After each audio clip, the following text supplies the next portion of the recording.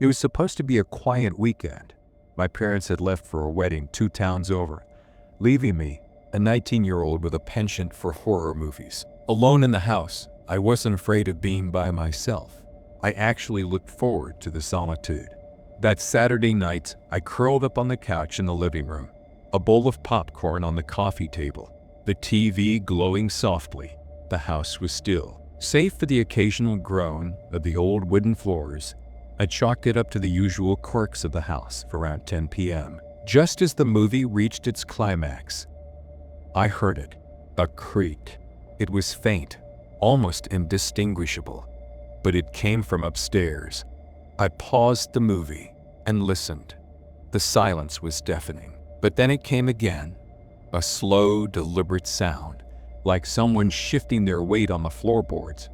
My heart quickened, but I told myself it was nothing. Maybe the wind, maybe the house settling. Minutes passed, and the noise stopped. I convinced myself I was imagining things and resumed my movie. But just as the protagonist faced her impending doom, another sound broke through the quiet. This time, it was unmistakable, the creak of a door slowly opening. I muted the TV and sat frozen, my eyes fixed on the dark staircase. My brain raced to rationalize. Maybe I hadn't shut a door properly. Maybe it was just an odd draft. But deep down, I knew better. I grabbed the fireplace poker from the hearth, its weight reassuring in my trembling hands, and crept toward the stairs. Each step felt agonizingly loud against the silence. "Hello," I called out, my voice barely more than a whisper. No response. Reaching the top of the stairs, I scanned the hallway. All the doors were slightly ajar, just as I'd left them, but something felt off. My room was to the left, my parents' room to the right. I decided to check mine first. I pushed the door open wider, the hinges squealing in protest. Everything was as it should be. Bed neatly made, laptop on the desk, clothes scattered on the chair. I turned to my parents' room, my grip tightening on the poker. As I stepped into the doorway, a chill ran down my spine. The room was empty, but the window was slightly open, the curtains billowing softly in the breeze. I approached the window, ready to shut it, when something in the hallway mirror caught my eye. A shadow. It moved behind me, quick and fluid, but distinct. I spun around, my heart in my throat, but the hallway was empty. "Who's there?" I demanded, my voice trembling. Again, no response. The house was silent once more, but I could feel it. A presence, something unseen, watching me. Panicking, I retreated to my room and locked the door. My hand shook as I dialed 911, my voice breaking as I explained what had happened. The operator assured me help was on the way. I sat on the edge of my bed, every creak of the house amplified in my ears, the poker clutched tightly in my hand. Minutes felt like hours, but finally, I heard the sound of sirens. Flashlights swept through the windows as the police arrived. I hurried downstairs to let them in, relief washing over me at the sight of their uniforms. The officers searched the house thoroughly, but they found no one, no signs of forced entry, no indication anyone else had been inside, except for the footprints. Muddy, partial prints trailed from the back door to the staircase. The lock on the back door was intact, but the door itself was slightly ajar, as though it had been left open. One officer asked if I'd been outside recently. I shook my head, my stomach twisting in knots. "We'll do a sweep of the area," one of them said, trying to reassure me. "It's probably just someone passing through." I nodded, but deep down, I wasn't convinced. Whoever, or whatever, had been in the house hadn't just passed through. They had been watching, waiting. The police stayed for an hour, but as soon as they left, I couldn't shake the feeling that the house wasn't empty. That shadow, that presence, it had felt too real. I didn't sleep that night. Every creak, every groan of the house set my nerves on edge. Even now, years later, I can't explain what happened that night. I moved out of that house as soon as I could, but sometimes in the quiet moments, I think back to the shadow in the hallway. Was it just a figment of my imagination? Or was it something or someone far more sinister?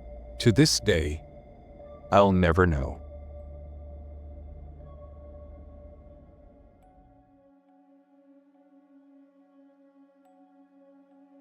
When my parents left town for the weekend, I wasn't worried.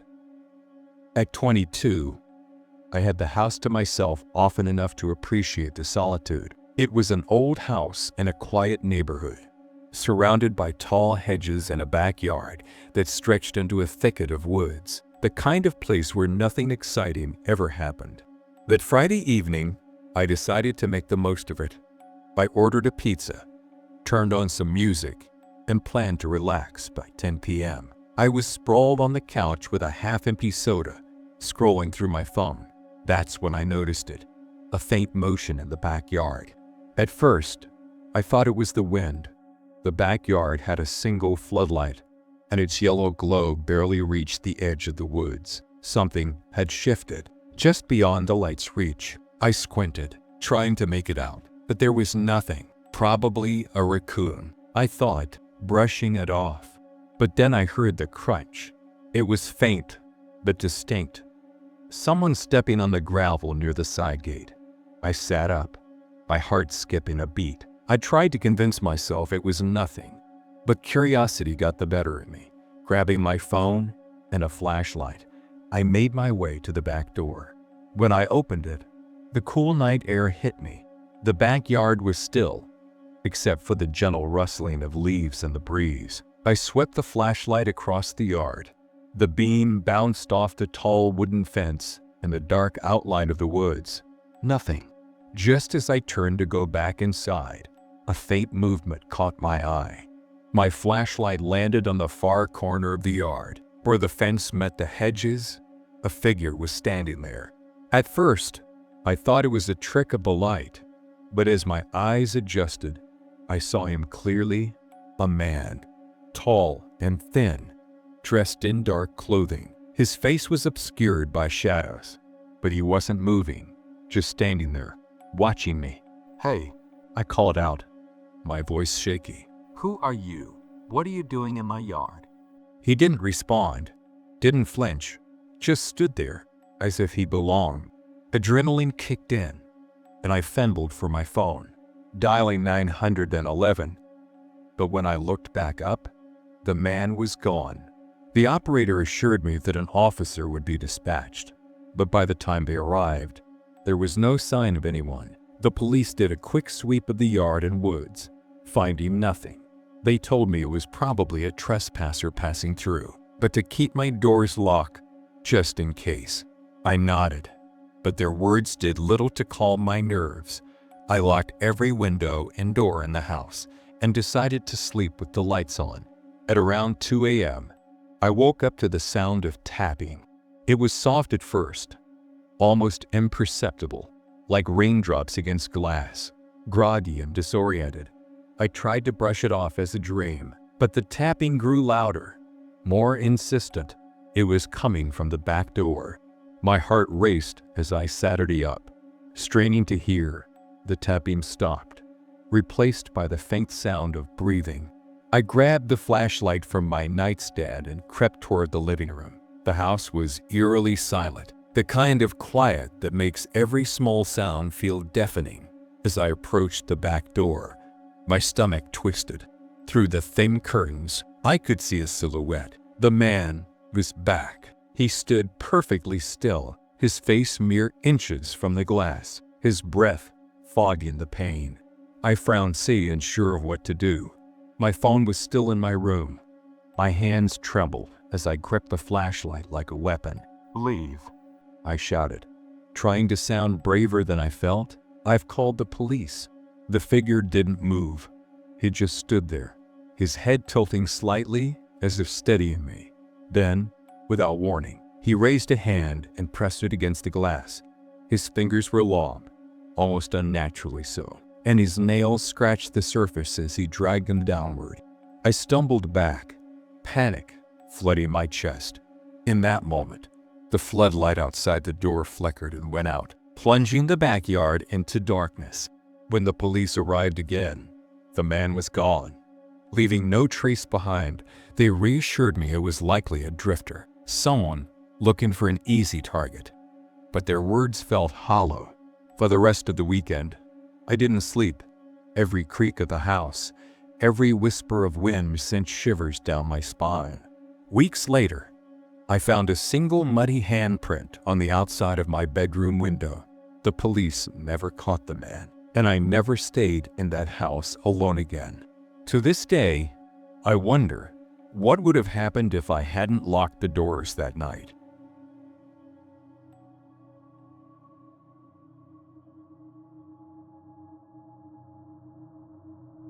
House sitting for my aunt was supposed to be easy. She had left for a weekend getaway, and I was tasked with feeding her cats, watering her plants, and keeping an eye on the place.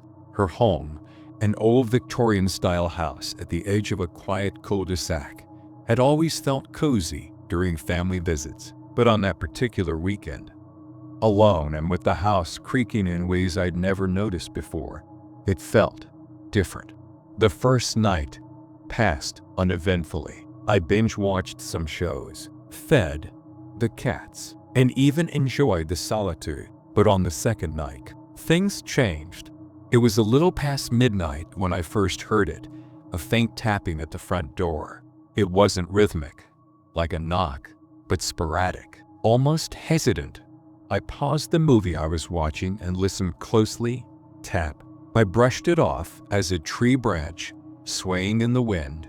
After all, the weather report had mentioned a storm rolling in, but as I approached the door to reassure myself, I noticed something strange. The air was completely still. I peeked through the peephole, expecting to see nothing, but my stomach knotted when I saw the faint outline of someone standing on the porch. They were positioned just out of the porch light's reach, a silhouette barely distinguishable in the shadows. "Hello," I called out, trying to keep my voice steady. No response. I felt a chill creep up my spine as I stood frozen, my breath catching in my throat. Then, faintly, I heard it, a whisper. "I know you're in there." The words were drawn out, rasping, as if spoken by someone who hadn't used their voice in years. My heart pounded as I tried to convince myself it was some stupid prank. Kids, maybe, messing around. "Who's there?" I demanded. Louder this time. The figure didn't move. Instead, the voice came again, clearer now. "Let me in." Every instinct screamed at me to run, but my feet were rooted to the floor. My hand gripped the doorknob instinctively, but I stopped myself from unlocking it. What was I thinking? I backed away from the door and grabbed my phone. My fingers trembled as I dialed 911. But before I could press call, the tapping resumed.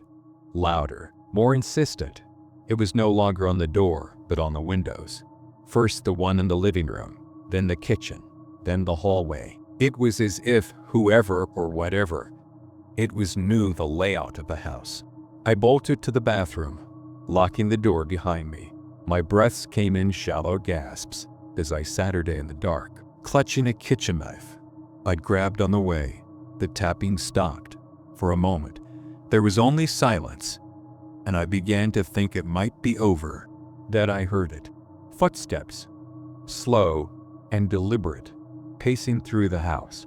My mind raced. How did they get in? I was sure I had locked all the doors and windows. The steps grew closer, pausing just outside the bathroom door. My grip on the knife tightened as I stared at the doorknob, willing it not to turn. A low, guttural whisper seeped through the crack beneath the door. "I see you." I couldn't breathe.